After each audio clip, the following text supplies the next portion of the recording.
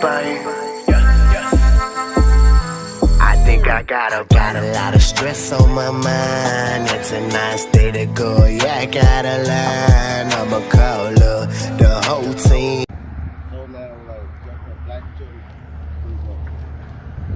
What was that?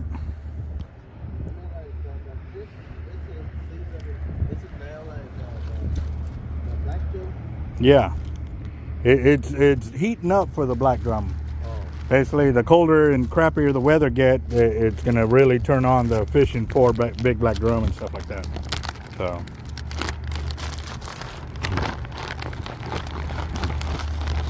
hey, what's up, guys? This is Team Hard Life Captain Albert Zertuche, and I'm here at Causeway Pier, and I've got all the new leaders that I finally made through into my bag, because for a long time I had a lot of my older style leaders that were in there because it took me that long to eat through them. Now that I've eaten through them, I'm bringing out all the new gear that we're testing and putting through the ringer, because obviously we want to know what the extremes are of each of those leaders. And right now is prime time that the big black drum, as you heard, are starting to pick up, but I tend to catch more when it's uglier, bad weather kind of deal.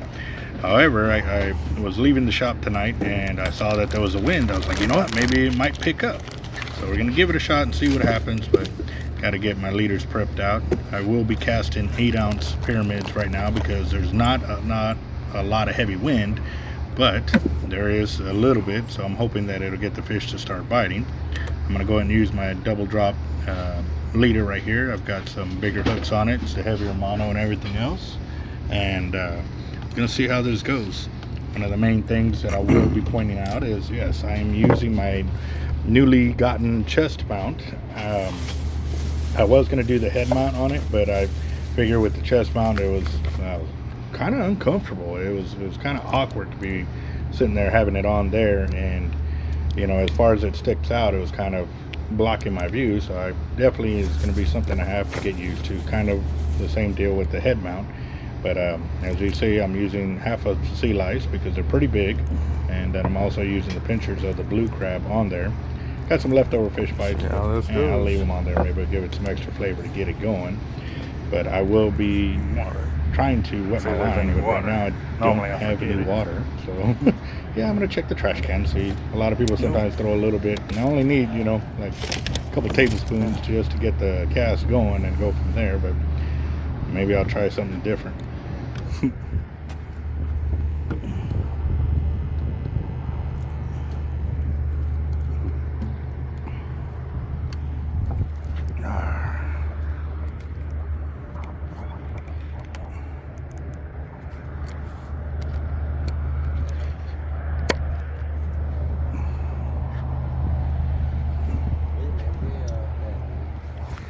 Wow, yeah, that was nice.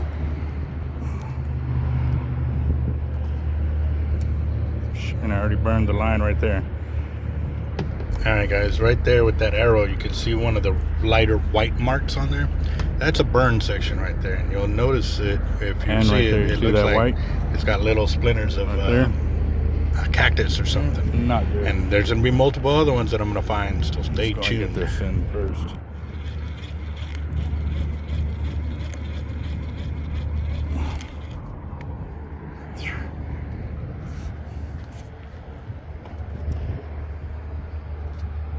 Wow.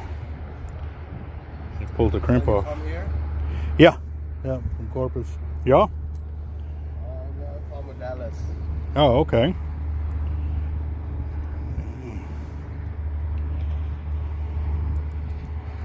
Y'all just down for the weekend or what? Visit my family. Okay. How long y'all been out, or this is the only place y'all fished so far today? I think like an hour. Mm-hmm.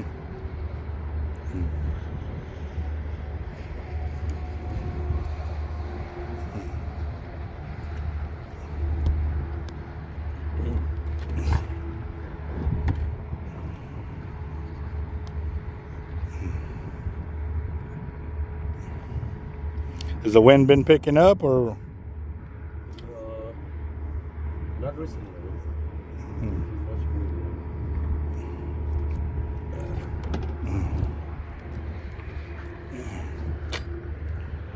believe that. Yeah, crab. I got crab and sea lice for bait. So, or the mantis shrimp is actually what they are. Everybody just knows them as sea lice. Like, what is that? Oh. It almost looks like the ghost shrimps on the island, but these actually have a hard shell, and they're pretty dangerous when they can be, you know.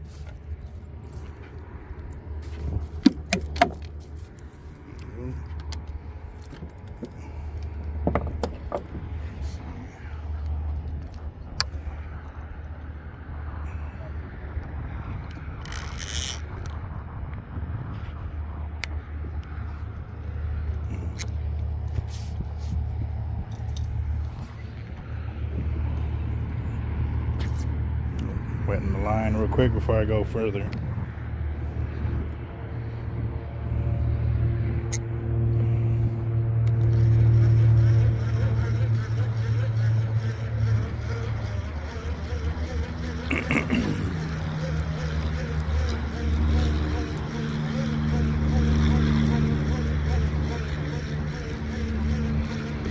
I had a feeling that when I was casting out, looking at the angle of the camera, that I would have to angle it up when I was about to cast and then angle it down when I would have to reel in. And sure enough, it paid off. I'm glad I kind of was thinking about that or was aware of it, because otherwise I would have missed a lot more of the casting and or rigging, or the just kind of the everyday life of what I do when I actually go out and go fishing.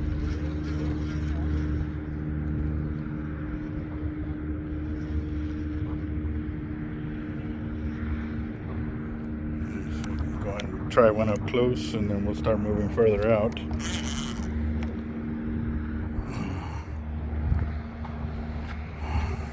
Since there hadn't been any reports of fish being caught today, we didn't know where the fish were at, and the guys that were next to me were throwing popping corks with live shrimp, and they were throwing them pretty much really up close. So I'm gonna check, just into the channel, deeper into the channel, and then the other side of the channel. But obviously I'm gonna have to warm up on my cast and on the rails and definitely get to it.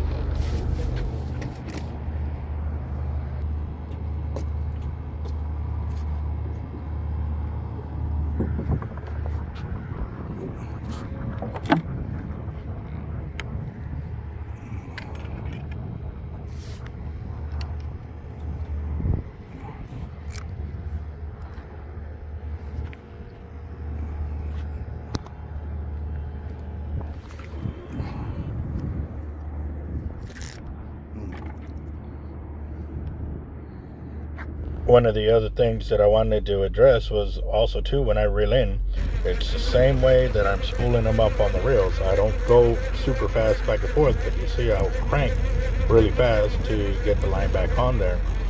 But this is so that way I get great line capacity, and also too, it still enables me to do the casting that I want to do.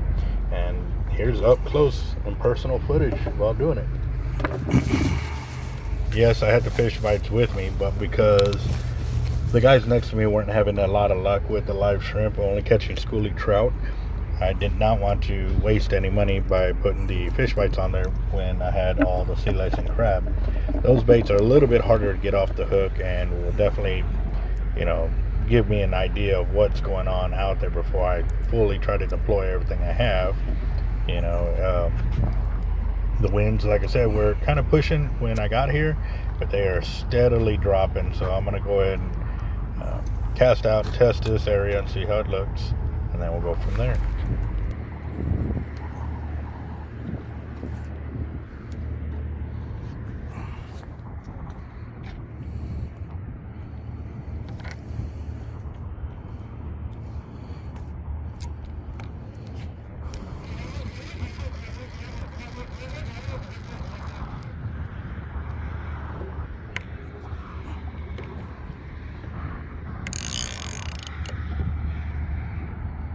Right now all I'm doing is throwing 8-ounce pyramids, but see what the current does. Really don't see one. We'll find out here shortly.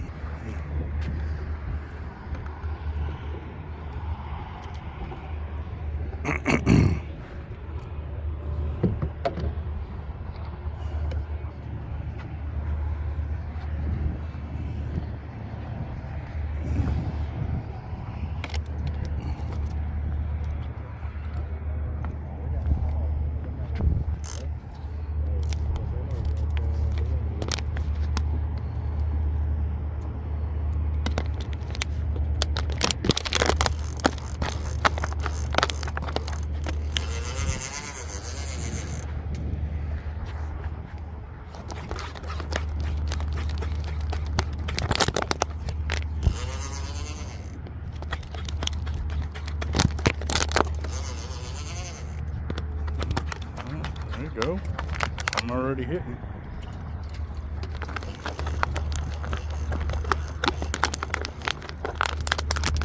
I know that's catfish already. Let's see.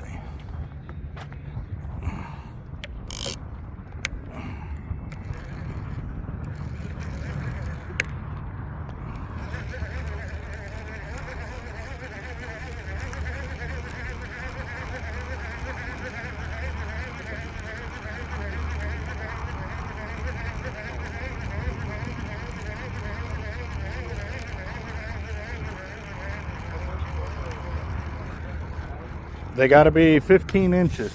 15? 15 to, I think, 20 inches is what you can keep right now.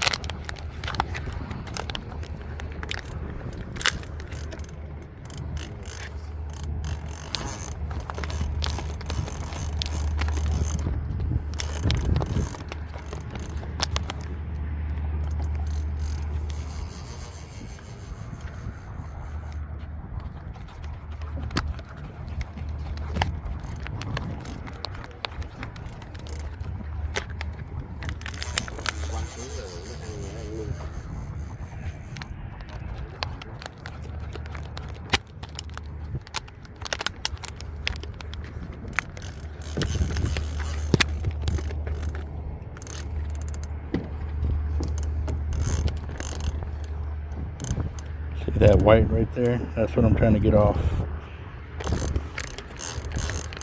I think I got that one. Now just do a full check. I think I'm good. Nope, there's a burn right there. See that whiteness?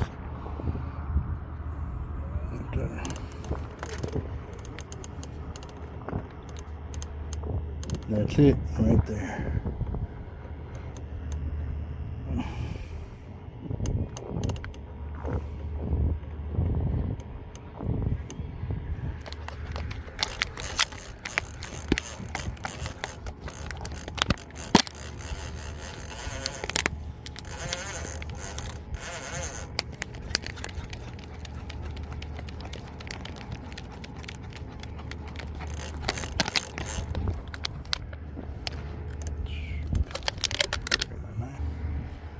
Y'all have a knife I could borrow?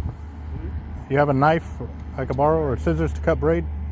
I don't have a knife. I have a scissor. That'll work, if you don't mind.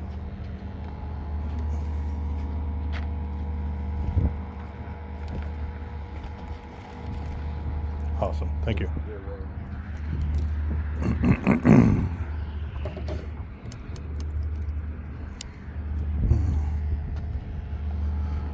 Thank you, boss.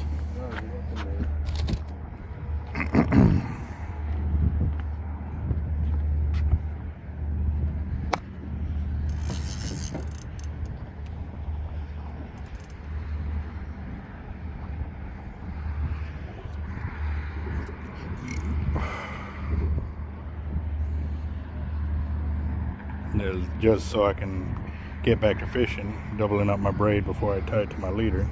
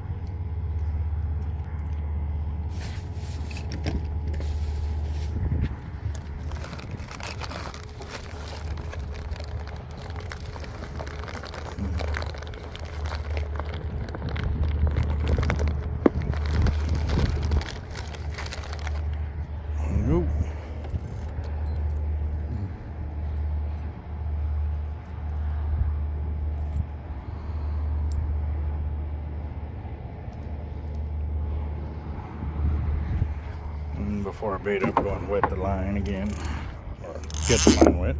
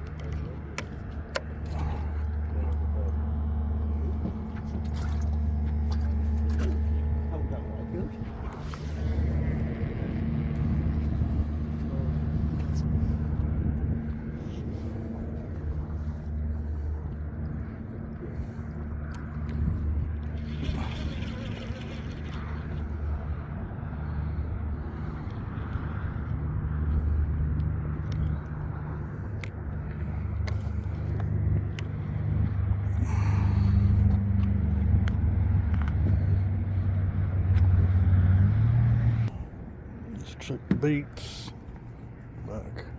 Oh man, the wind died. Really died.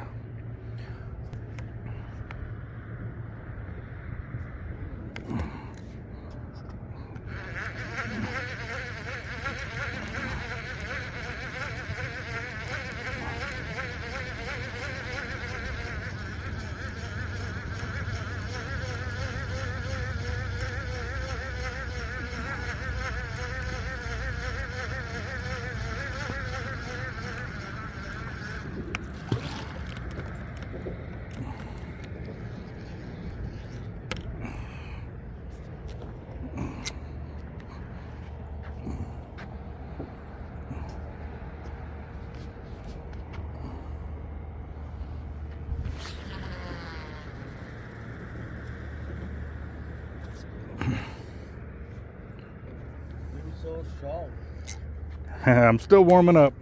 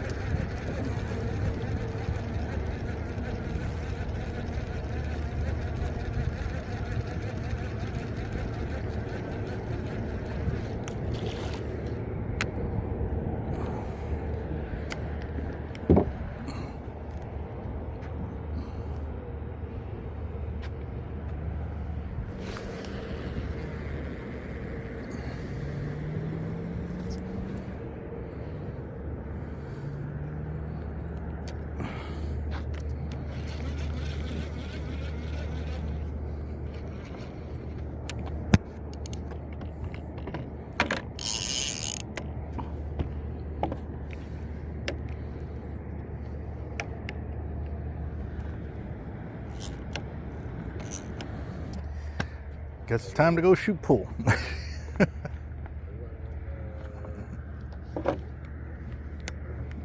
Well guys, thanks for watching. It was a bust, but not totally. I got to get some very interesting video from a different point and angle, which is great because like I said before, this is something I've been trying for years to get done, and we got some more, a lot more footage coming guys. We're going to be going fishing in different areas and seeing how it works.